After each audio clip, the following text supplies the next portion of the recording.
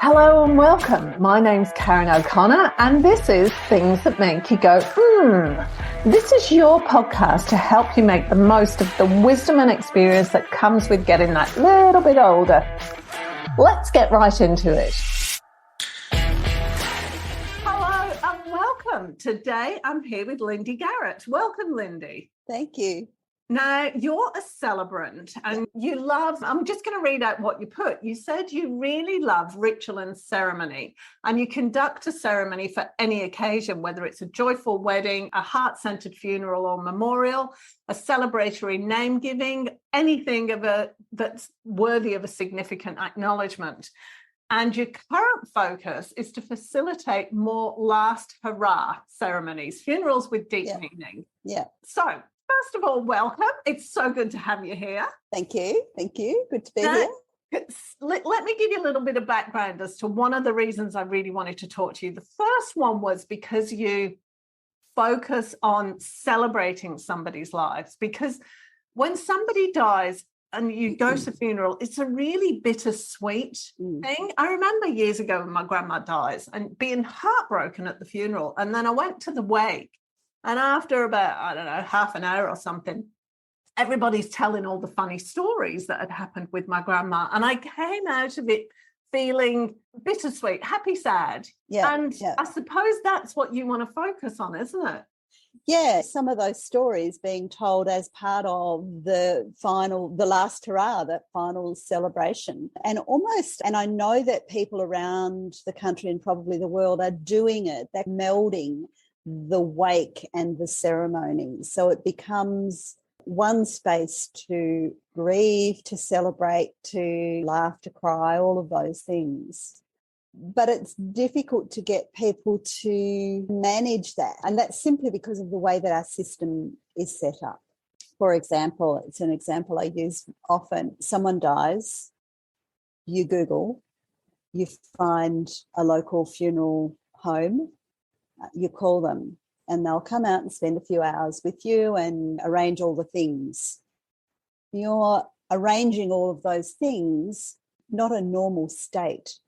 So necessarily going to make the sort of decisions that you would if you were not in that state, or if you were in a space where you were held to be able to open and co-create something that's a little more beautiful. And that's what I really want to do. I had an example recently where I had a family who didn't want to do all of that. So they connected with a friend of theirs and she said, call Lindee. They decided on not a funeral but a memorial. The difference being that at a funeral there's a coffin. I think that's a bit weird. But anyway, at a funeral, there's a coffin and at a memorial, there isn't. And you can have a memorial anytime.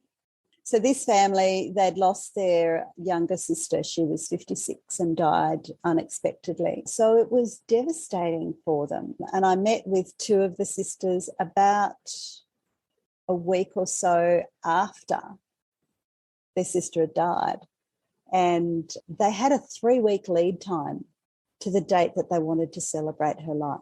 During that 3 weeks with my communications with them, I noticed that they were actually having lots of time together. They were talking about their sister, aunt, mother. They were celebrating her almost before the ceremony. So they were telling those stories. And the day of the ceremony, they had over 100 people in attendance from all areas of their sister's life, work life, leisure life, just girlfriends. But they'd all had some kind of communication throughout that 3 weeks. A bunch of her girlfriends got together and went out for high tea during that 3 weeks. So the ceremony was almost a culmination of that part of their grief process. What I've noticed in the traditional way that we know that a funeral goes, the funeral home comes out, you make all the arrangements, you meet with the celebrant, you make all those arrangements. You might have someone who's died on a Sunday. Funeral's done and over by Friday.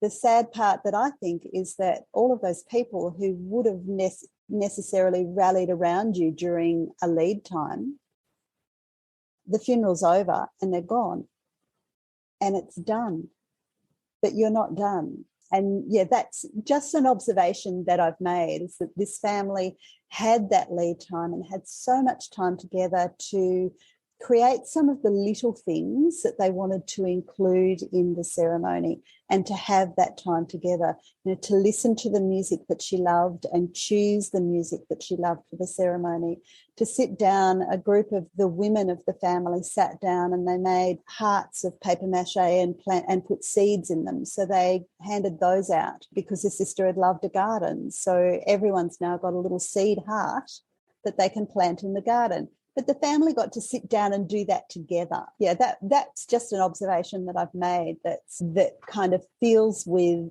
for me, the kind of grief process that just seems to fit better for people. Probably not for everybody, because a lot of people will just want to get it over with. But that's generally because they don't want to feel. Yeah, I'm just thinking there's two comparative funerals here, and neither's right and wrong. No, exactly. It's just the way it is. But I know when my mum died, my dad was so heartbroken because he'd nursed her through the final stages of cancer at home. He just wanted it over and done with. Yes. And and I was over here, to be fair. He lives in the UK. Mm. But there was no real memorial, no real celebration, because my dad was still in too much pain to want to do anything. So the idea of having a memorial, even 6 or 12 months after or longer, sounds fantastic. And just recently, that's exactly what a friend of mine did. He said, I don't want anybody to see my coffin. He said, you just cremate me. Yeah. And then a month, he organised everything, because that's the young person he was. Yeah. He said, a month or so after I die, I want you to have a memorial, and this is what I want it to look like. Yeah. And so he'd actually organised most things, which was great for his family. Again, he had terminal cancer, so he knew what was going to happen. Yeah. But when I was away, when he actually died, and when I was back for the memorial, so it was good for me personally, because I got the opportunity to celebrate rather than still be in the depths of that. Exactly. Yes. Yeah. Exactly. I did a similar thing for a girlfriend of mine who died in late October 2020. Not a great time to die. Not that any time's a great time to die when you're in your 50s, but it was difficult for anybody to get anywhere.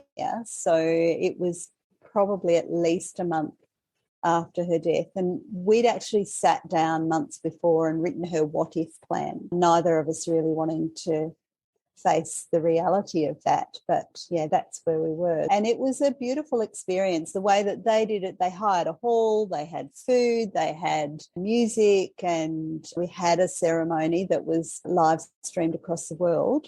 But that was probably one of the hardest parts of that whole experience, was that nobody could be there.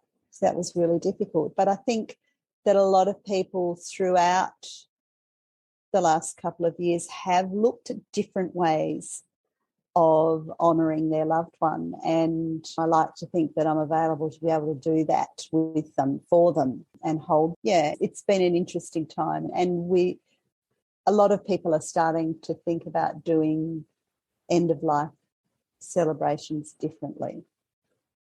It's interesting, isn't it? I do want you to tell me how you managed to get into this. But as you're talking, I'm thinking there's so much pressure when somebody close to you dies, and then you've got to, especially if it's suddenly, and then you've got to there's this pressure to make all of these arrangements and organise a celebration, and you're probably still in shock, never mind anything else. Yeah, exactly. It's a really, really difficult time. And so we go along with the guidance of those that are experts in the area, whereas in a clearer thinking situation, we might make very different decisions. One of the things I've been looking at is pre-planning. Everybody makes arrangements for their end-of-life planning. They'll do a will, they'll do an enduring power of attorney. It makes sense to write your own, or at least put some things down that you'd like to include in your last hurrah. I did some study at the beginning of this year, and one of the writing assignments was to write my own funeral. It was really interesting. It was really confronting, and I didn't quite know where to start. And then I thought, start with music. Music's a connection for me. It's a connection for so many of us, but why not start with music and be really with that? And that can set the tone then for what you might want to include, how you might want it to flow. So I was a teenager in the 70s, and I still maintain that the 70s was some of the best music ever written and performed and released. So I've got some really fun stuff and some stuff that'll make people cry. I have no problem with people crying at my funeral. Yeah, be sad. But some of the music will make them smile and some will make them laugh. The final piece of music, so there was a band back in the 70s called Old 55, and they performed a lot of kind of older style music, but they wrote a lot of it themselves. So one of my favourite ones of theirs is called Good Night, Sweetheart. So that's the piece of music that will play to end my ceremony. I expect that there'll be a video presentation, and I want another 70s piece of music called Most People I Know Think That I'm Crazy. And but that's the kind of stuff. And of course, there's lots of ABBA, and there's some Queen, and there's some Fleetwood Mac, and all of those things that I love listening to. I really think it's interesting that the music that we listen to in our kind of early to mid-teens really defines a lot about who we are and what we love to listen to. It's a fun process. It was a fun process in the end for me. I created that. It would be terribly confronting to start with. Like you say, where do you start? Yeah, so I started with a Spotify playlist and then created my own Spotify playlist from that one. You can search a Spotify playlist that's funeral music, and that's where I started, and then created my own from then and added more to it, and it's 6.5 hours of music. So that's not for the ceremony, but you can dance all night to that. Yeah, whenever it happens, I hope that it's a celebratory experience and there'll be some fun and laughter and joy. How did you get started in this? What made you want to do this? Because it's obviously, and I can hear that there's a progression in this as well. It's like you're not at the final place yet. No, and yeah, I really feel that. I figured that I would be. So I've been a celebrant for over a decade with a focus on weddings because they're easier to plan when you've got a day job. And I had a 5-day-a-week day job. And so I could meet with my couples on weekends, and I could do weddings on weekends. If they wanted a weekday one, I could take a day off work, and I could plan that kind of stuff. I was always a little bit drawn to funerals, but the opportunity just was never going to happen because of the time constraints with a funeral. If it's a funeral that's going through a funeral home, then they want it done and dusted within a week. That's just the way they operate, sadly. You don't have to. You can actually say, no, that's not going to work for us. And a funeral ceremony, if it's in one of the funeral chapels around the place, you've got 45 minutes in that space. You can book a double session, but a lot of the funerals that I've done haven't been in those spaces.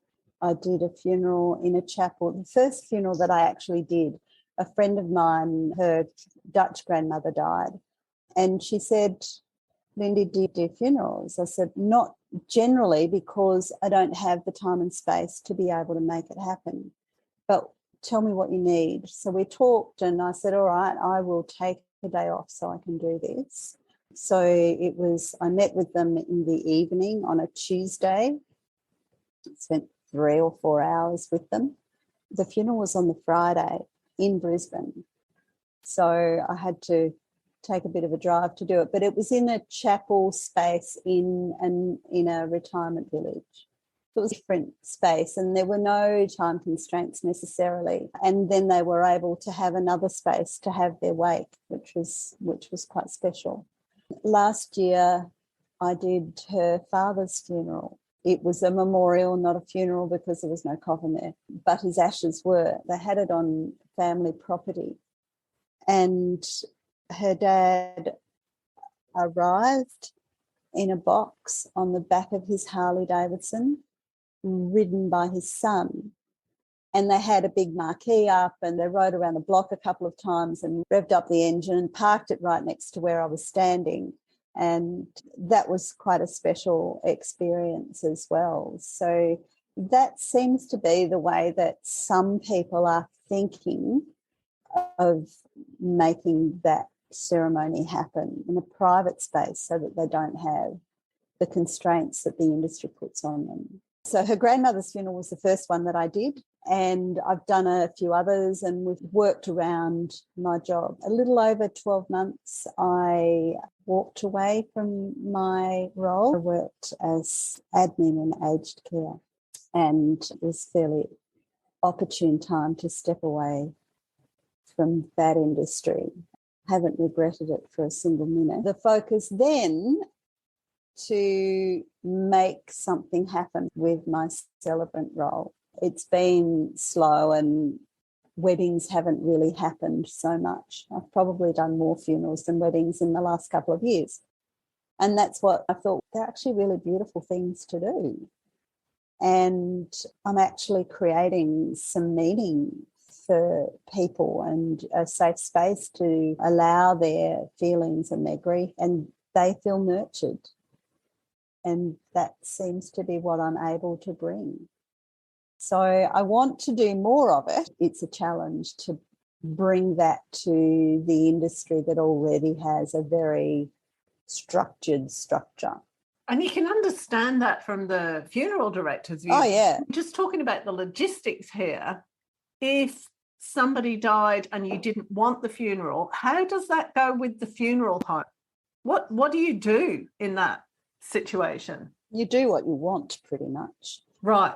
You don't actually have to go through a funeral home. You can care for your loved one after they're gone at home yourself. There are no regulations that say you have to do it this way. There are, however, some really progressive funeral homes around. We've got 2 here on the coast, and there's actually a show some time ago on Australian Story. It was a story about a woman whose partner had died, and the system just didn't seem to give her what she needed. So she set up a not-for-profit funeral home, and it's run by some paid staff and volunteers. And they've set up things like they invite the family to prepare the body for burial or cremation, so to bathe and dress and that kind of stuff. They also have systems where your loved one can stay in your home for a time.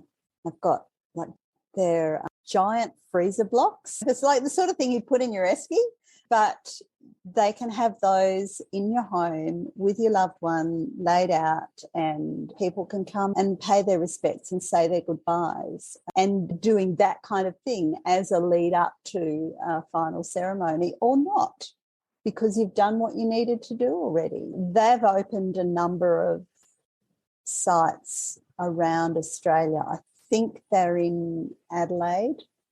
I think there's one in country Queensland somewhere. I'm going to say Gladstone-ish. And they're, not sure, South Coastal, I think it's South Coast New South Wales. So I really love that kind of stuff where the community is starting to get back more involved with the whole process. I think that's probably why I got involved in being a celebrant from the start, because I could see that there was so much disconnection.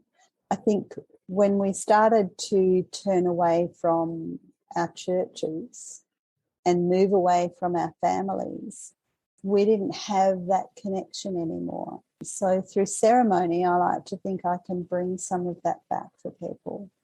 I'm a bit confused here. No, 'cause I've got so many questions. I think because I've never had to organise a funeral, and I hope, touch wood, it'll be a long time before I do. So I'm not clear on the process to start with. But if you're going to organise your own memorial and possibly funeral beforehand, and we started with the music, but take me beyond that. What is actually involved? And you said there's no requirements, there's no legal requirements as to what you do. You just want to be cremated. That's all you want. You don't want a ceremony. I'm saying this because this is what my friend did the other month. He said, go cremate me and then have a memorial a month or so later. You've got to contact a funeral director to be able to manage that. Right. Because they've got access to the crematoriums. You'd get them to do what you need. There are some companies who just do that. That's all they do. They do provide other services if you want them, but essentially they were set up. There's one called Cremations Only. Oh. Yeah, there's another one called Bare Cremations. They resonate a little bit more with me because of their background, and they're not owned by an international conglomerate like so many of them are. Yes. Mind blown. I know. So you'd Google, you'd ring someone, we just want a cremation and please return her ashes to us and we'll deal with the rest. Yeah. And they'll offer you, do you want it in a fancy box, or would you like a pretty urn, or all of that kind of stuff. But essentially you can just hand them over and and then collect the ashes a few days later. And then that gives you, because there's so much paperwork, government paperwork, an official paperwork that goes with somebody dying, like mind-blowing. Yeah, so a funeral home can deal with that. Right. The death certificate and that kind of stuff. They can deal with that for you, but you don't have to go through that whole process So just give me some examples of the kind of celebrations people have created for themselves. Okay, so the most recent one I did, the one I did last year for my friend's dad, was fun. My friend is very creative and she's also one of my yoga teachers, and she has been in the music business for a million years, and she's done event planning. This was an event, and so it was on her brother's acreage property, and they'd organised a big marquee, and they're a Dutch background, so they're all about food.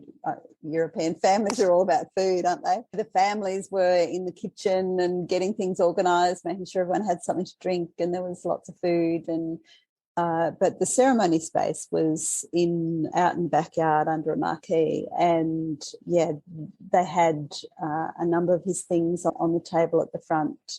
And he arrived by Harley, which was pretty amazing. And the Harley sat out the front for the whole ceremony. They had live music. They had some particular special pieces of music that they wanted to have, and they had connections with someone who was able to present those as part of the ceremony live, just sitting in the corner playing a guitar and singing, which was really quite special. That's one of the main things. A ceremony, I use a template to start to create. Like any ceremony, there's a welcome, and this is what we're here to do. And this is a little bit about the person. And then invite, and I don't usually invite people as part of the ceremony because things can get a little bit out of hand. They can do all of their storytelling later. But prior to and part of the planning is getting those stories together from family and friends. And they might have, we still call it a eulogy, or it's her story or his story. And that's often presented by a family member.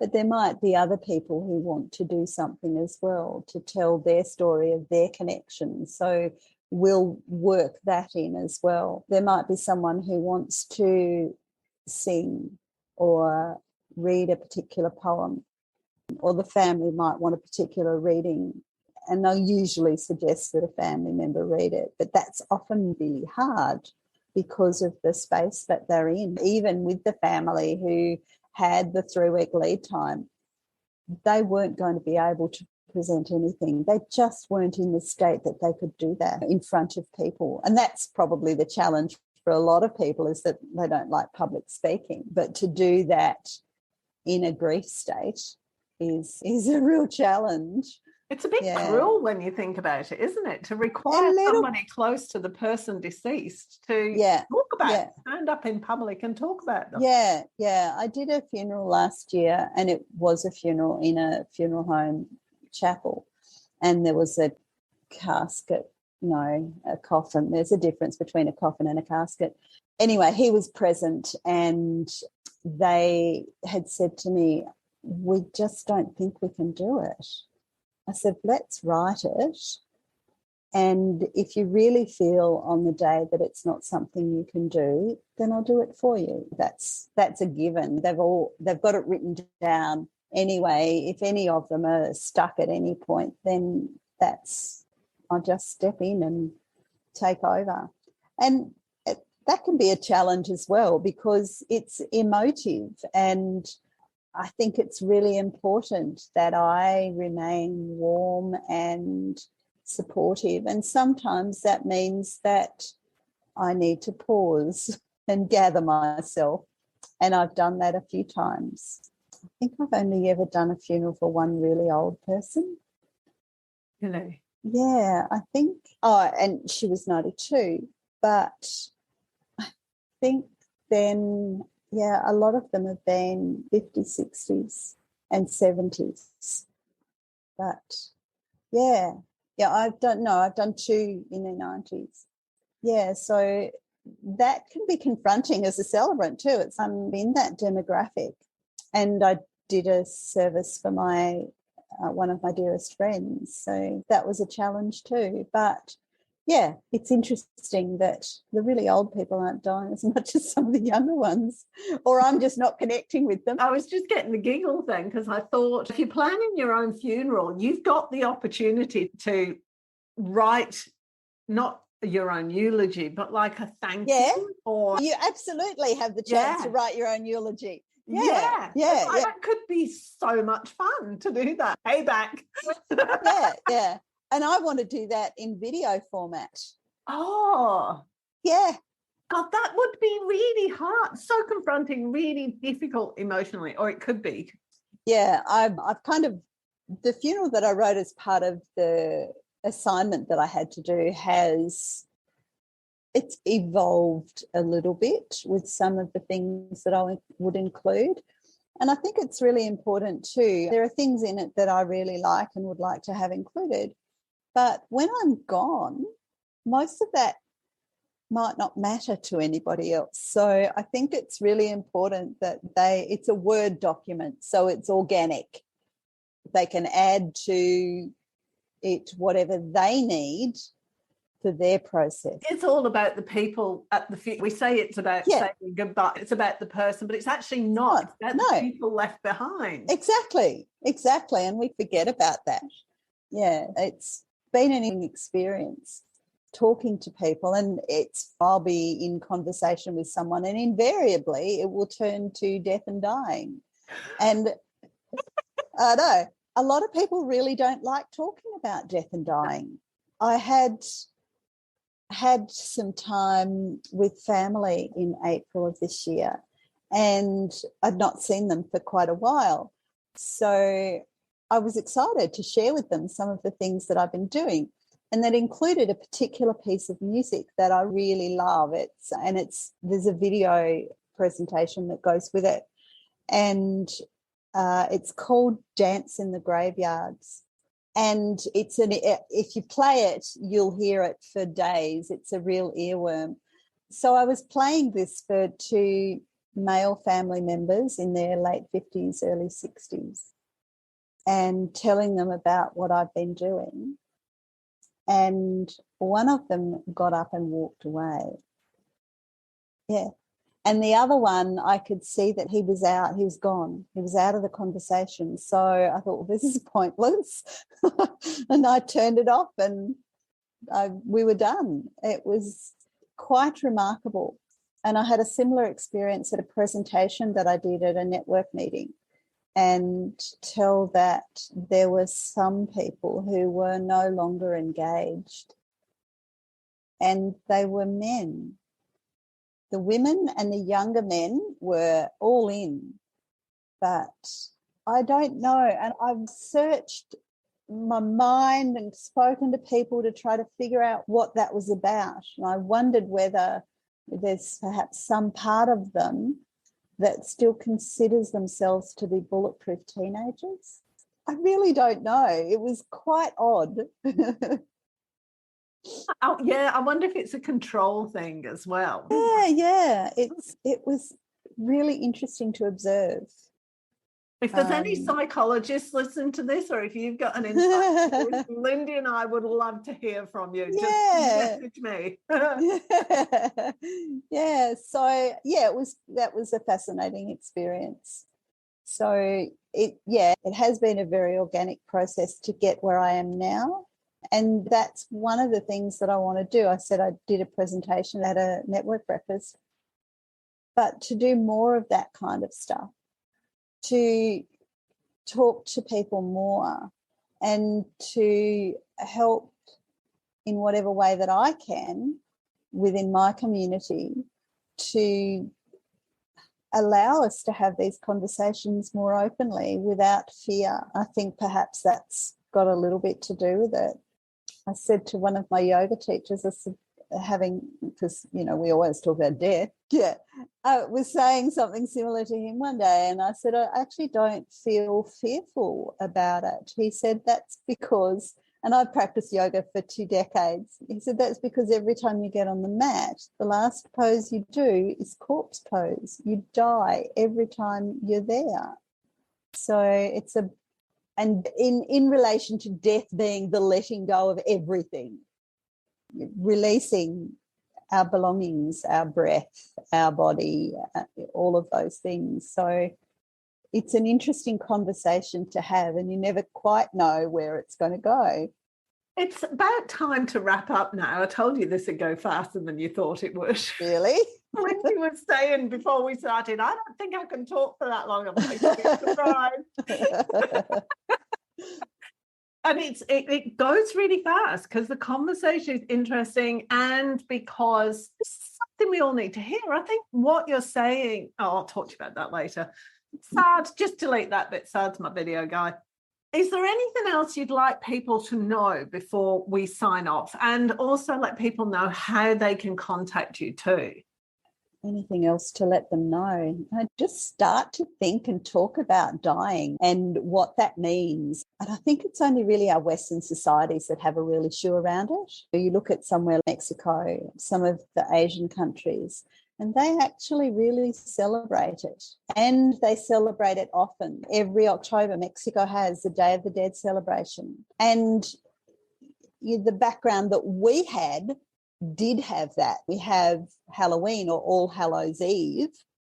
That was a time where Christianity, but prior to Christianity, Celtic traditions would also spend that time to honour their ancestors, and not necessarily just the people that have died in the last year, but the people that have died over centuries, that have been the source of our knowledge and wisdom.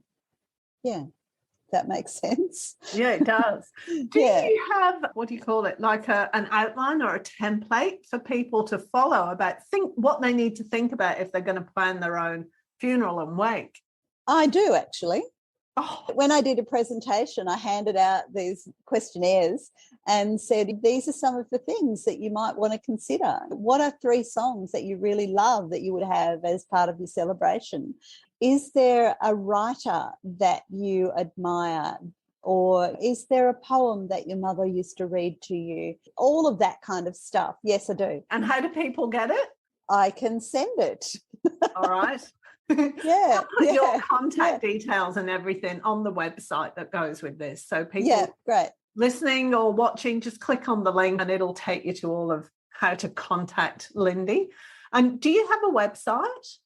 I don't. That's one of the things that I've looked at doing, and I know I need to do it. Just hasn't quite happened yet.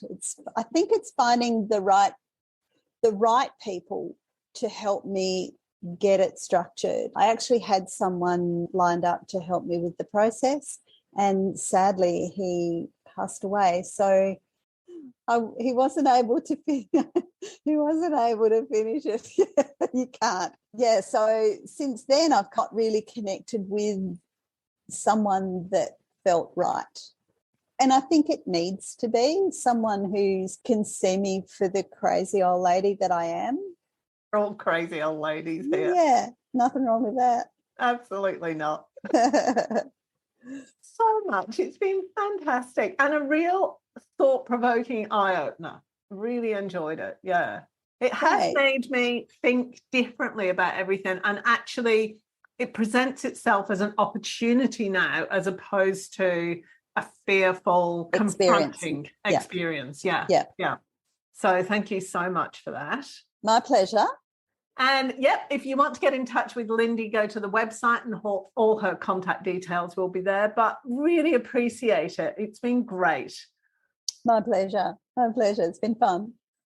Thanks, Lindee. No worries. If you enjoyed this episode, be sure to subscribe so you're notified when a new episode is posted, and rate and review this podcast and share it with your friends, please.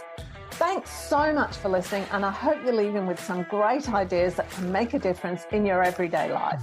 Until next time.